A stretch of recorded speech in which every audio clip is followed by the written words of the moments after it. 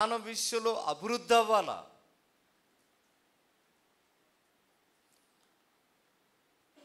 ఎందుకంటే మరి పౌలు గారితో అంటా ఉన్నాడండి, తిమోతికి రాసినటువంటి పత్రికలో ఈ మాట చదవండి. తిమోతికి రాసినటువంటి పత్రిక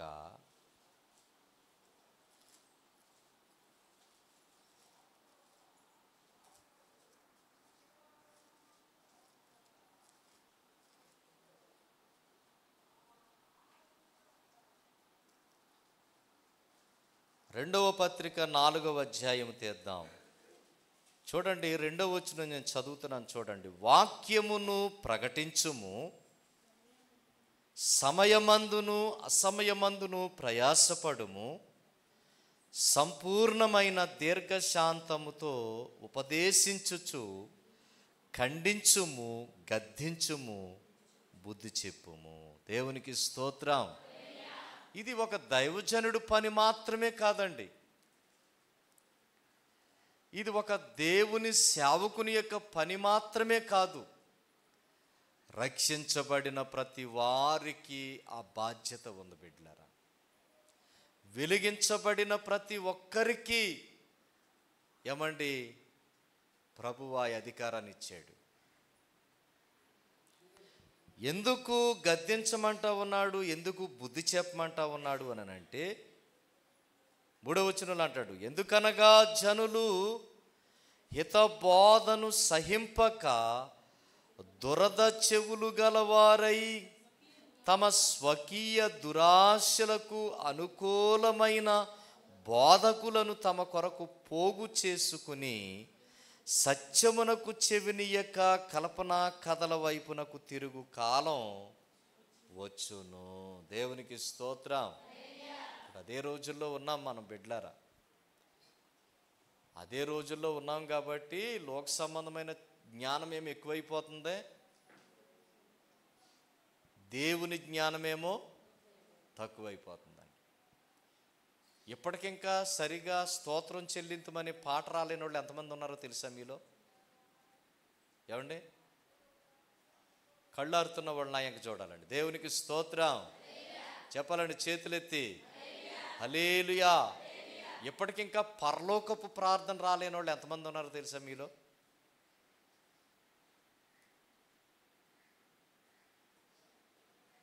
ఎప్పటికింకా యేసు ప్రభు వారు ఎన్ని కొరడా దెబ్బలు అనుభవించారో తెలియలేని వాళ్ళు ఎంతమంది ఉన్నారో తెలుసా మీలో? ఇప్పటికింకా పౌలు గారు ఎన్ని పత్రికలు వ్రాసాడో తెలియలేని వాళ్ళు ఎంతమంది ఉన్నారో తెలుసా మీలో? ఏమండి, పాత నిబంధన గ్రంథం యొక్క ఉద్దేశం ఏంటో, క్రొత్త నిబంధన గ్రంథం యొక్క ఉద్దేశం ఏంటో, అసలు యేసు ప్రభువారు పరలోకాన్ని విడిచి భూలోకానికి రావలసిన ఆ పనేంటో తెలియలేని వాళ్ళు ఎంతమంది ఉన్నారో తెలుసా? అంటే ఏ జ్ఞానం లేదండి ఇప్పుడు మనకే. అమ్మ, దేవుని జ్ఞానం లేదు. ఏలుముద్ర వేసేవాళ్ళకే ఈ టచ్ సెల్ ఫోన్ ఇవ్వండి, ఏలుముద్ర వేసేవాళ్ళకే టచ్ ఫోన్ ఇవ్వండి, పిచ్చెక్కిపోద్దండి. ఓ గీకేస్తారు, అటు ఇటు ఇటు అటు మెదిపేస్తారు, గెంటేస్తారు, పైకి కిందకు తోసేత్తమే. కనుక మనలో ఏ జ్ఞానం ఇంప్రూవ్ అవుతుందయ్యానంటే లోక సంబంధమైన జ్ఞానం, నరకానికి పోయే జ్ఞానం, పాతాళానికి పోయే జ్ఞానం, అగ్నికుండములో పడిపోయే జ్ఞానం వద్దండి. ఆ జ్ఞానం వద్దు మనకి. భోజనానికి లేకపోయినా పర్వాలేదు,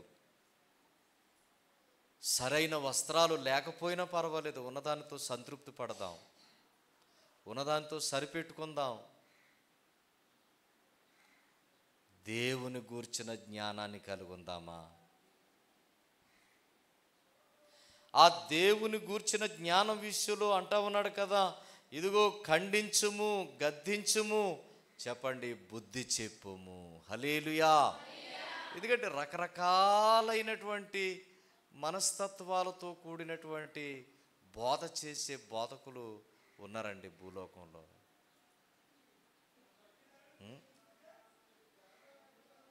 ఈ రోజున వాటి విషయంలో మాట్లాడే వాళ్ళు ఎవరైనా ఉన్నారా అంటే ఏమండి, వాక్యం తెలుసుండి చదవటం వచ్చుండి ఉన్నవారు కూడా అదే టైప్ అండి కదా. ఎంత ఘోరమండి. మాలేసుకోమని బైబిల్ గ్రంథంలో ఎక్కడన్నా ఉందా అండి? ఏమేసుకొని అమ్మా మాలంటే ముక్కుపొడుం బట్టలు ఆడవాళ్ళు వేసేస్తున్నారు, మగవాళ్ళు వేసేస్తున్నారు. ఇది ఎక్కడన్నా ఉందా బైబిల్లో? ఇది అబద్ధం కాదా? ఎవడైనా ఖండిస్తున్నాడా అండి? ఎవడైనా అడుగుతున్నాడా అండి? మాకు ఎక్కడుందండి, మేము వేయమంటున్నారు కదా, మమ్మల్ని వేయమంటున్నారు కదా, ఇదిగో మాకు మరి చూపించండి అని అంటా ఉన్నారా అండి? ఆడేస్తున్నాడు, వాళ్ళు వేసేస్తున్నారు. ఆడు మెడలో టవల్ అయితే చెప్పండి, ఈడు వేసేస్తున్నాడు అండి మెడలో టవల్. ఆడు జెండా కింద నుంచి దూరం వెళ్ళిపోతే చెప్పండి, ఈడు జెండా కింద నుంచి దూరం వెళ్ళిపోతున్నాడు అండి. ఆడు ఏసునామం అంటే చెప్పండి, ఈడు ఏసునామం అంటున్నాడండి. కాబట్టి ఏ జ్ఞానంలోకి వెళ్ళిపోతున్నారో తెలుసా మనుషులు? ఏ జ్ఞానం కలిగి ఉండమంటా ఉన్నాడో తెలుసా పౌలు గారు? దేవుని విషయమందు ఏమండి, చదువుదా మరలా వద్దామా? కొలసీలకు రాసిన పత్రిక. దేవుని విషయమైన జ్ఞానమందు అభివృద్ధి పొందుచు అన్ని విషయములలో ప్రభువును సంతోషపెట్టునట్లు. అబ్బా, దేవునికి స్తోత్రం. ఎన్ని విషయాలలో? మగవాళ్ళు చెప్పాలండి, ఎన్ని విషయాలలో? అన్ని విషయాలలో దేవుణ్ణి సంతోషపెట్టాలంట మన భక్తి జీవితం ద్వారా, మన ఆత్మీయ జీవితం ద్వారా. ఏమండి, మన భక్తి జీవితం ద్వారా ఎవరికి సంతోషం రావాలంట? అందరూ చెప్పాలండి, ఎవరికి సంతోషం రావాలా? దేవునికి, యేసు ప్రభు వారికి సంతోషం రావాలా. మరి యేసు ప్రభు వారికి సంతోషం వస్తుందా అంటే లేదు. యేసు ప్రభు వారికి ఆనందం వస్తుందా అంటే లేదు. యేసు ప్రభు వారికి ఈ రోజున వచ్చేది ఏదయ్యానంటే ఆయన మరి నిరాశ పడుతున్నారంటండి. ఏది? మనలను చూసి, అయ్యో ఎందుకు నేను భూమి మీద మానవులను చేశానా, ఎందుకు నేను భూమి మీద మానవులను చేశానా అని ఆయన బాధపడతా ఉన్నాడంట. చూసారా, సంతోషపడవలసిన దేవుడు, సంతోషపడవలసిన యేసయ్య బాధపడుతూ ఉన్నాడంట. అందుకనే సిలువ భుజం మీద వేసుకుని యెరూషలేము వీధుల గుండా ఆ సిలువను ఈడ్చుకుంటూ మోసుకుంటూ వెళుతూ ఉన్న ఆయన మధ్యలో ఆగి అంటాడు, నా కోసం ఏడవద్దు. చెప్పండి, నా కోసం ఏడవద్దు. ఎందుకంటే మరి మాట్లాడితే ఏడిసేయడం అలవాటు మనకి. కాబట్టి ఆ ఏడుపేదో నా కోసం వద్దు, కానీ మీకోసం, మీ పిల్లల కోసం ఏడవండి. దేవునికి స్తోత్రం. చెప్పండి, మీకోసం, చెప్పండి, మీకోసం, మీ పిల్లల కోసం ఏడవండి. ఎందుకంటే వాళ్ళు లోకంలో ఎదుగుతూ ఉన్నారు. నిన్నటి దినాన ఒక విషయం టీవీ 9లో టెలికాస్ట్ అయింది, చూసారో లేదో. ఒక అబ్బాయి అంట గంజాయికి అలవాటు పడిపోయాడంట. దేనికి అలవాటు పడిపోయాడు? గంజాయి మత్తుకి. తెలంగాణ, హైదరాబాద్లో జరిగినటువంటి ఇన్సిడెంట్. గంజాయికి మత్తుకు అలవాటు పడిపోతే తల్లిదండ్రులు కాబట్టి బాధ్యత ఉంటుంది.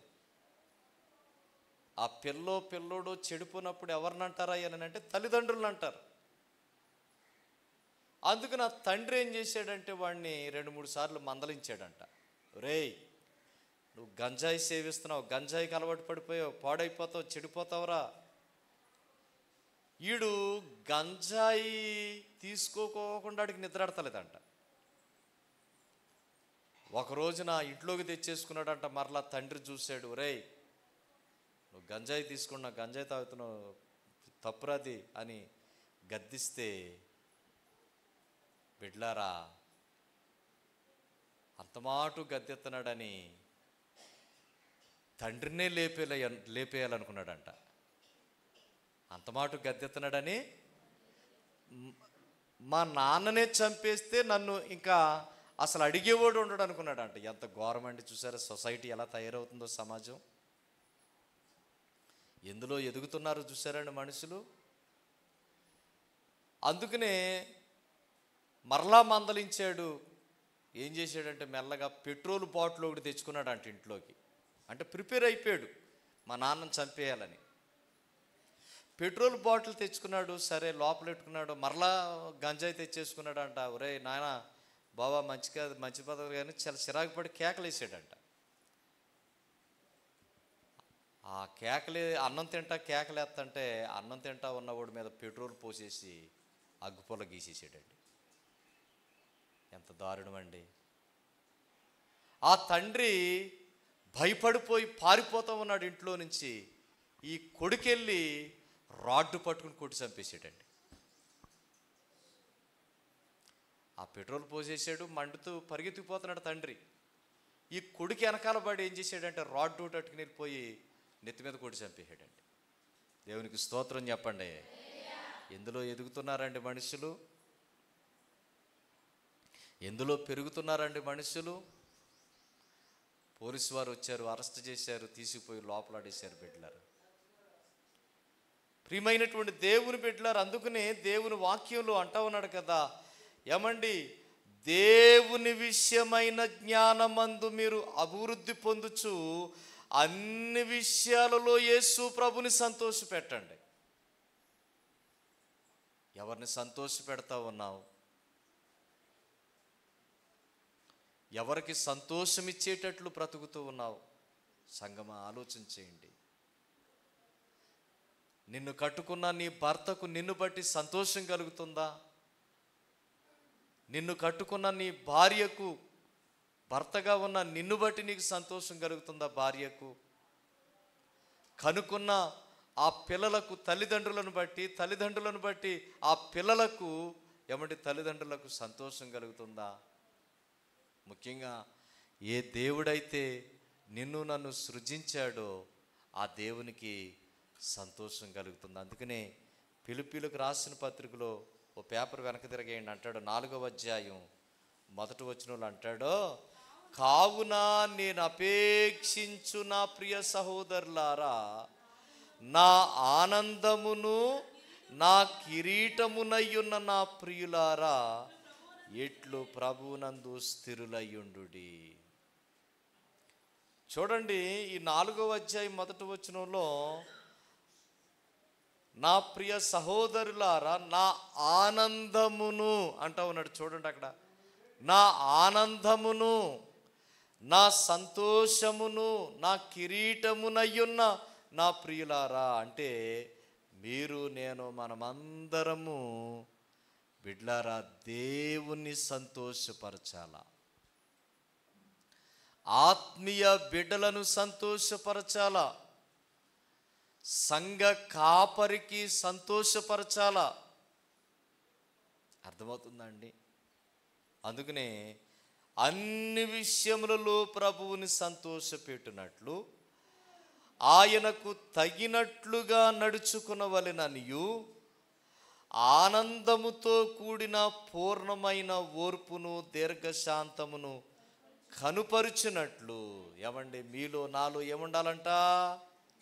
ఓర్పు ఉండాలంట. అందరూ చెప్పండి, ఏముండాలా? గట్టిగా చెప్పాలండి, ఏముండాలా? ఓర్పు ఉండాలంట. ఓర్పు, దీర్ఘశాంతం, ఈ రెండు ఏమండి ఒకటే అర్థాన్ని ఇచ్చేటువంటి మాటలు. యేసు ప్రభువారు ఎంత ఓర్పుతో ఉన్నాడండి. బళ్ళెముతో పొడి చేసినప్పుడు, బ్రేకులతో కొట్టేసినప్పుడు, చేదు చిరకనిచ్చినప్పుడు, ఏమండి అమ్మా ఇలా చూడండి, ఎచ్చనగిల్లలాటల తర్వాత ఆడిదిరిగా ఇలా చూడండి, ఏమండి ఎంత ఓర్పును కలిగి ఉన్నాడండి. మరి మనకు ఉంటుందా అండి అటువంటి ఓర్పు? మనకు ఉంటుందా అంటారండి అటువంటి ఓపిక? మనకుంటుందా అంటారండి అటువంటి దీర్ఘశాంతము? అందుకనే కొలసీ సంఘానికి చెబుతూ ఏమంటూ ఉన్నాడో తెలుసా? ఆయనకు తగినట్లుగా. యేసు ప్రభు వారు ఎటువంటి ప్రేమనైతే కలుగున్నారు, యేసు ప్రభు వారు ఎటువంటి క్షమాపణ హృదయం కలుగున్నారు, యేసు ప్రభు వారు ఎటువంటి ఓర్పును కలుగున్నారు, దీర్ఘశాంతం కలుగున్నారు, ఇతరులను క్షమించే మనసు కలుగున్నారు, ఏమండి మనం కలుగుండాలనేది వాక్యం చెప్పే సత్యం. అందుకని ఆయనకు తగినట్లుగా అంటా ఉన్నాడు, ఆయనకు తగినట్లుగా అంటా ఉన్నాడు. కాబట్టి ఏమండి మనమందరము ఓర్పును దీర్ఘశాంతమును కలుగుందామా? ఆ గొల్గొతా కొండ మీద మండుటెండలు, భయంకరమైనటువంటి ఆ కఠోరమైన శిలువ శిక్ష అనుభవిస్తూ ఉన్నప్పుడు ఎక్కడి నుంచి వచ్చిందండి ఆ ఓపిక ఆయనకి? ఎక్కడి నుంచి వచ్చిందండి ఆ దీర్ఘశాంతము అని అంటే అది ఎక్కడి నుంచో తెలుసా? గెత్సెమనే తోటలో నుండి. అర్థమైన వాడు స్తోత్రం చెప్పండి. రెండు చేతులు పైకెత్తి హల్లెలూయా. ఏమండి ఈ లోకంలో ఉన్న మనుష్యులందరూ ఎంత ఏడిపించినా యేసు ప్రభుని, ఎంత వేధించినా యేసు ప్రభుని, ఎంత బాధించిన యేసు ప్రభుని, ఎంత ఎంత ఇబ్బంది పెట్టిన యేసు ప్రభుని ఓర్పు ఓర్పు ఓర్పు ఓర్పు ఓపిక ఓపిక దీర్ఘశాంతం. ఒక మాటలో చెప్పుకోవాలంటే మాటతో కూడా నిందించడానికి ఇతరులను యేసు ప్రభు వారు అవకాశం ఇవ్వలేదండి. హల్లెలూయా చెప్పండి, హల్లెలూయా. కొరడాలతో పట్టుకుని కొట్టేస్తున్నారు. ఏమండి ఉమ్ములు చేస్తున్నారు, బాధేస్తున్నారు పట్టుకుని. కనీసం మాటతోనైనా ఎదుటివారిని నిందించడానికి కూడా అవకాశం ఇవ్వలేదండి యేసు ప్రభు వారు. ఎంత ఓపిక అండి, ఎంత ఓర్పండి, ఏమండి ఎంత ఓర్పండి. అదే కొలసీ సంఘానికి చెబుతూ ఉన్నాడు. ఏమంటూ ఉన్నాడు? ఆయనకు తగినట్టుగా నడుచుకొనవలెననియు ఆనందముతో కూడిన పూర్ణమైన ఓర్పును దీర్ఘశాంతమును కనుపరుచున్నట్లు. అంటే మనలో ఉన్న ఓర్పు దీర్ఘశాంతం కనుపరచాలంట. యేసు ప్రభువారు ఏ విధంగా అయితే కనుపరిచారో, ఏమనుకుంటూ ఉన్నారండి? ఆ ఎమ్మాయి గ్రామము గుండా నడుచుకుంటూ వెళుతూ ఉన్న ఇద్దరు మనుషులు అంటా ఉన్నారంట, వాళ్ళ కన్నులు ముయ్యబడ్డా యేసు ప్రభు వారితో నడుస్తూ ఉంటే మీరు మాట్లాడుకుంటూ ఉన్న మాటలు ఎవరి గురించి మాట్లాడుకుంటున్నారా అడుగుతూ ఉన్నారు యేసయ్య. ఇప్పుడు వాళ్ళిద్దరు అంటున్నారు, అయ్యో నీకు తెలియదా ఈ సంగతులు? గడిచిన 3 రోజుల క్రితం ఇదిగో ప్రధాన యాజకులు వారు వీళ్ళందరూ కూడా భయంకరంగా యేసు ప్రభుని దోషిగా ఎంచి పిలాతు దగ్గర అన్యాయపు తీర్పు తీర్చి భయంకరంగా కొట్టేశారయ్యా, మరి భయంకరంగా హింసించేశారయ్యా, సిలువేసేశారయ్యా, సమాధి చేసేశారయ్యా అని మాట్లాడుతూ ఉన్నారు. ప్రియమైనటువంటి దేవుని బిడ్డలారా, వారు మాట్లాడుతూ అంటూ ఉన్నారు, ఇదిగో ఎంత బాధించినా ఆయన ఓపికతోనే భరించాడయ్యా. నీకు తెలీదా? మధ్యాహ్న కాల సమయంలో నేను ముగించే ముందు మనం కనుపరుద్దామండి అటువంటి దీర్ఘశాంతం, మనం కలుగుందామండి అటువంటి ఓర్పు. అందుకనంటా ఉన్నాడు, ఆయన మహిమ శక్తిని బట్టి సంపూర్ణ బలముతో బలపరచబడవలెననియు తేజోవాసులైన పరిశుద్ధుల స్వాత్యములో పాలివార మగుటకు మనలను పాత్రులనుగా చేసిన. ఏమండి ఆ పైనున్నవన్నీ కూడా ఆత్మ సంబంధమైన జ్ఞానం, వివేకం, ఆయన చిత్తం గ్రహించడం, ఏమండి ప్రతి సత్కార్యంలో సఫలపరచబడడం, దేవుని విషయమైన జ్ఞానం కలిగి ఉండడం, దేవుని సంతోషపెట్టడం, ఏమండి ఓపిక దీర్ఘశాంతం కలిగి ఉండడం. ఎందుకయ్యానంటే చూడండి అంటా ఉన్నాడు, పరిశుద్ధుల స్వాత్యములు పాలివారమగుటకు. దేవునికి స్తోత్రం. అంటే ప్రియమైన దేవుని బిడ్డలారా, ఏమండి, మన ముందు పరలోకమున్నది. ఆ పరలోకములో పరిశుద్ధుడయ్యున్న యేసై ఉన్నారు. ఇదిగో పరిశుద్ధులు కూడా వెళ్ళబోతూ ఉన్నారు. ఆ వెళ్ళబోతూ ఉన్న పరిశుద్ధుల సమూహములో మనమందరము ఉండేటట్లు ఈ మాటలు జ్ఞాపకం చేస్తున్నట్టు. ఏమండి, మనలను పాత్రులుగా అందులో చేయాలని, ఆ పరిశుద్ధుల సమూహములో మీరు నేను ఉండాలని, పరలోకములో మీరు నేను చేర్చబడాలని దేవుని యొక్క ఉద్దేశం అండి. ఒక మాట చెప్పేసి నేను ముగించేస్తాను. ఇప్పుడు ఎండలో పెరిగిపోని ఇంకా పెరిగిపోతాయి అంటా ఉన్నారు వాతావరణం కేంద్రం వారు. టెంపరేచర్ ఇంకా ఇంకా ఇంకా పెరుగుతుంది టెంపరేచర్ అంటా ఉన్నారు. ఒక గంట ఎండలో తిరిగి వస్తే గాలుపు దెబ్బ తగిలేస్తుంది, ప్రాణం అలసట వచ్చేస్తుంది.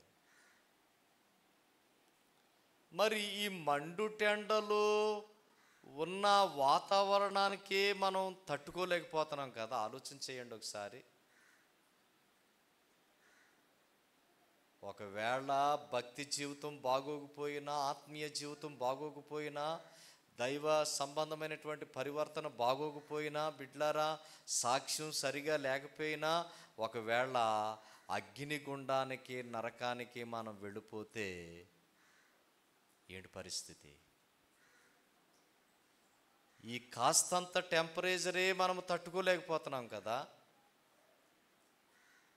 ఈ కాస్తంత ఎండకే మనం తట్టుకోలేకపోతా ఉన్నాం కదా. ఒక గంట 2 గంటలు ఉండే ఆ ఎండ తీవ్రతకే మనం భరించలేకపోతున్నాం కదా. మరి రేపొద్దన్న యుగ యుగాలు తరతరాలు చెప్పండి ఆరని అగ్నిగుండం అంటండి. అది చెప్పండి, యుగ యుగాలు తరతరాలు ఆరని, అందరూ చెప్పాలి, ఆరని అగ్నిగుండం. మరి అందులో పడిపోతే ఏమైపోవాలండి? ఒకసారి ఆలోచించండి ఆ మాట గురించి. అగ్నిగుండంలోనికి వెళ్ళిపోతే ఏంటి మన పరిస్థితి? బ్రతుకుదామంటే బ్రతుకుండదంట, చచ్చిపోదామంటే చెప్పండి చావు ఉండదంట. ఈ శరీరానికంటే మరణం ఉన్నది, కానీ ఈ ఆత్మకు మాత్రం చెప్పండి ఏమి లేదు, మరణం లేదు. ఉంటే పరలోకంలో ఉండాలా, లేకపోతే ఈ అగ్నిగుండంలో ఉండాలా? ఈ అగ్నిగుండంలో గనక వెళ్ళిపోతే బిడ్లారా పరిస్థితి ఎలాగుంటుందో ఆలోచన చేయండి. ఆలోచన చేయండి. అందుకనే నేను చెబుతూ ఉన్న ఈ వర్తమానం మీ హృదయంలో చేర్చుకుంటారని. ఇంకా మారు మనసు పొందలేదా, మారు మనసు పొందు.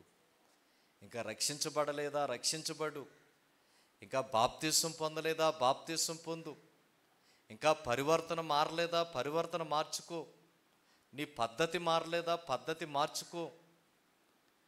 ఏమండి, యేసు ప్రభుని ఇంకా చేర్చుకోలేదా, హృదయంలోనికి చేర్చుకో రక్షకుడిగా. లోక సంబంధమైనటువంటి తెలివితేటలో జ్ఞానం వివేకం ఏమండి కలుగున్నావా, వాటిని విడిచిపెట్టు. వాక్య గ్రంథం దగ్గర కూర్చుని వాక్య అనుభవం, వాక్య ఏమండి సత్యాలను తెలుసుకుని ప్రభు కొరకు బ్రతుకు సహోదరుడా, సహోదరి. గడిచిన సంవత్సరాలు గడిచిపోని 50, 30, 40 ఏమండి సంవత్సరాలు లోక సంబంధిగా బ్రతికావు. ఇక చాలు, ఇక సరిపెట్టేయి, ఇక ఆపేసి సరిపెట్టేసి ప్రభు కొరకు బ్రతుకుదాం. అగ్నిగుండము నుండి తప్పించబడదాం. ఆ నరక యాతన నుండి తప్పించబడదాం. ఆ పాతాళము నుండి తప్పించబడదాం. అందుకనే